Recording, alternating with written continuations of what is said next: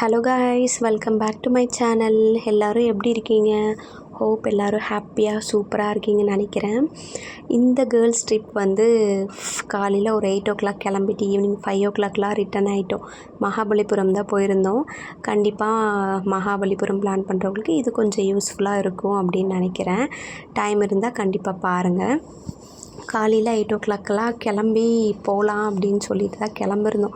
ஆக்சுவலாக நாங்கள் பிளான் பண்ணது என்னமோ 7 o'clock தான். பட் நாங்கள் கிளம்பி போகிறதுக்குள்ளே 8 o'clock ஆகிடுச்சி. அதுக்கப்புறமா நான் நைட்டே வந்து கார்லாம் வாஷ் பண்ணி வச்சுட்டேன். அப்பயும் எனக்கு டவுட் தான், கிளம்புற வரைக்குமே நம்ம எல்லா விஷயத்துலையுமே எனக்கு வந்து ஸ்டார்ட் பண்ணுற வரைக்குமே வந்து நான் எதையுமே நம்ப மாட்டேன். போயிடலாம், இப்படி இருக்கும் அப்படி இருக்கும், அந்த இமேஜினேஷன்லாம் கண்டிப்பாக கிடையாது. போகிற வரைக்குமே நான் எனக்கு இருக்காது. அதே மாதிரி தான் இந்த ட்ரிப்பும் வந்து ஸ்டார்ட் ஆச்சு.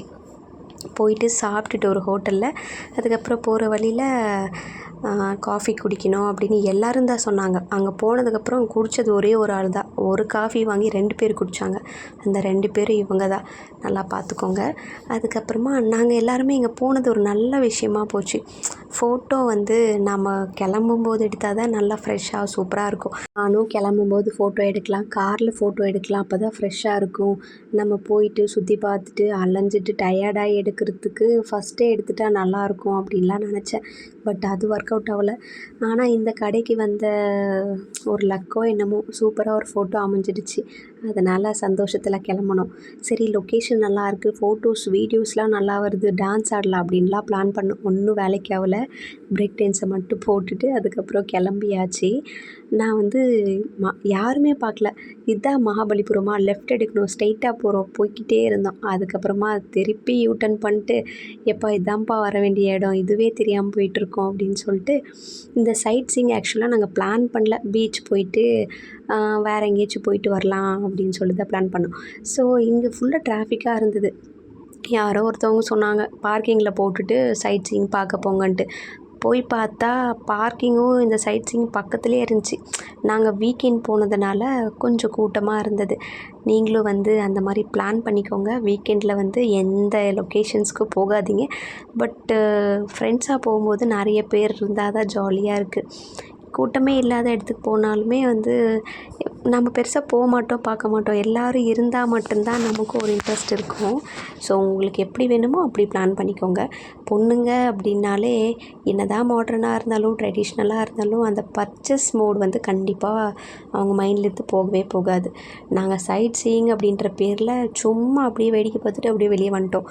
இந்த ஷாப்பிங் பிளேஸில் மட்டும் சுற்றிக்கிட்டே இருந்தோம்.